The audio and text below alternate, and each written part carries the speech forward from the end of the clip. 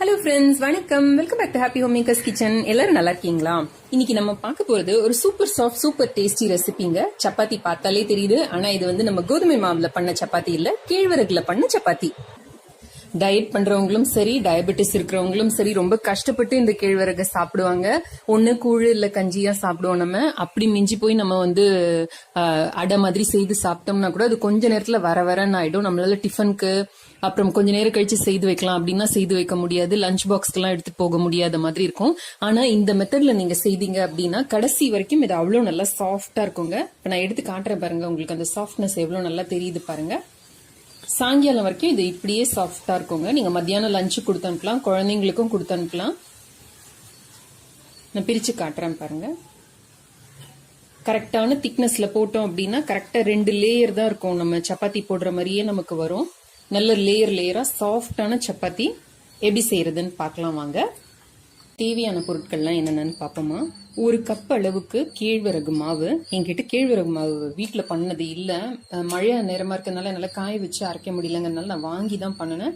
So அந்த மாவு 1 cup அளவுக்கு எடுத்திருக்கேன். அதுல பாதி கப் அளவுக்கு அரிசி மாவு எடுத்திருக்கேன். இது வந்து மாவு பச்சரிசி மாவு, இது வீட்டிலே தயார் பண்ணது. தேவையான அளவு உப்பு. எந்த கப்ல நம்ம கேழ்வரகு அளக்குறோமோ அதே கப்ல 1 கப் அளவுக்கு தண்ணி. நீங்க எந்த கப்ல வேணாலும் அளந்துக்கலாம்.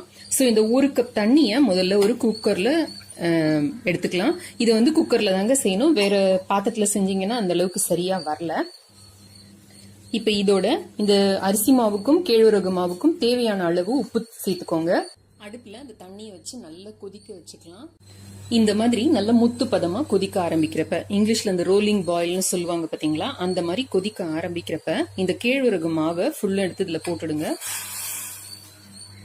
போட்டுட்டு நல்லா சும்மா ஒரு தடவை ஒரு முள் கரண்டி இல்ல ஏதாவது ஒரு ஸ்பூன் வச்சு இதை கலக்கி விடுங்க.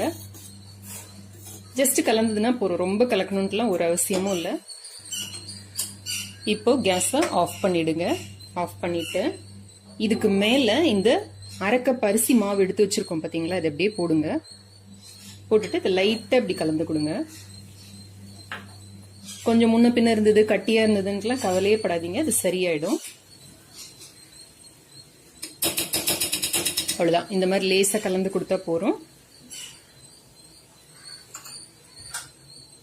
இப்ப நம்ம கேஸ் கட்டும் வெயிட்டும் போட்டு இதை மூடிடணும். அடுப்பு எரியல, இதை இப்படியே விட்டுருங்க. நம்மளால எப்ப இது வந்து இந்த பக்கத்தை வந்து தொட முடியுதோ அது வரைக்கும் ஒரு 10 நிமிஷத்துல இருந்து 12 நிமிஷத்துக்குள்ளார இது நல்ல இந்த லியூக் வார்ம் டெம்பரேச்சருக்கு வந்துடும். அந்த கை பொறுக்கிற சூடு வர்றப்ப நம்ம எடுத்து பிசைய ஆரம்பிப்போம்.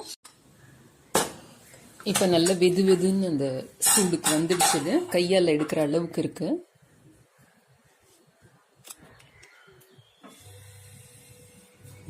இதை எல்லாத்தையும் சேர்த்து நல்லா பிசைஞ்சுக்கலாம். தண்ணி எதுவுமே விட வேண்டாம். நீங்க ஜஸ்ட் எல்லாத்தையும் சேர்த்து பிசைஞ்சுக்கிட்டீங்கன்னா போறோம். முதல்ல பாக்குறதுக்கு உங்களுக்கு கொஞ்சம் ட்ரையா இந்த மாதிரி உதிர உதிரா இருக்கிற மாதிரி இருக்கும். பட் நீங்க சேர்த்து பிசைஞ்சீங்க அப்படின்னா நல்ல சப்பாத்தி மாவு மாதிரி உங்களுக்கு வந்துடும்.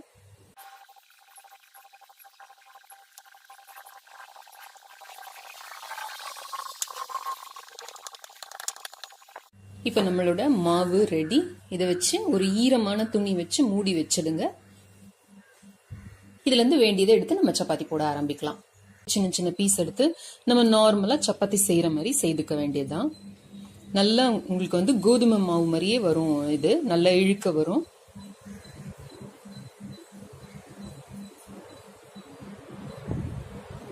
லேசா அரிசி மாவு தூவிக்கோங்க.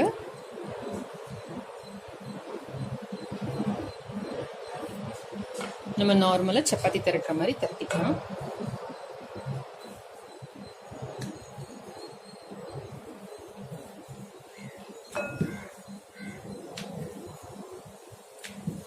ஒரே அளவா திரட்டிக்கிட்டோம்னா நம்மளோட சப்பாத்திகள் வந்து நல்ல பூரி மாதிரி எழும்பி வரும். பாத்தீங்கன்னா எப்படி கோதுமை மாவு மாதிரியே வருது பாத்தீங்களா. தோசைக்கல்ல இந்த மாதிரி நல்லா காய வச்சுக்கோங்க.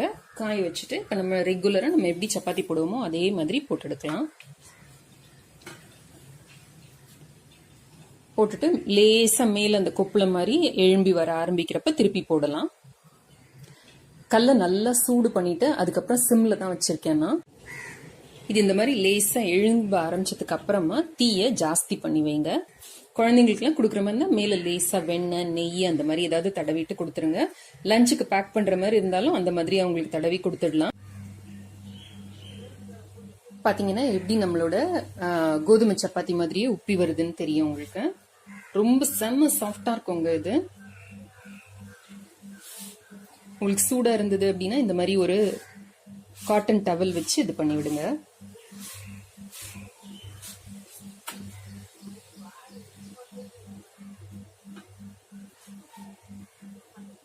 பாத்தீங்களா எப்படி ஃபுல்லும் ஜஸ்ட் 2 லேயர் நமக்கு எப்படி கோதுமை சப்பாத்தி கிடைக்குதோ அதே மாதிரி கிடைக்குங்க.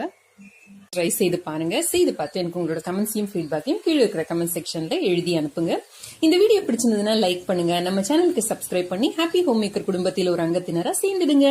இணைந்திருங்கள் ஹாப்பி ஹோம் மேக்கருடன் எந்நாளும். நன்றி, வணக்கம். ஆரோக்கியமான சமையல், ஆனந்தமான வாழ்க்கை.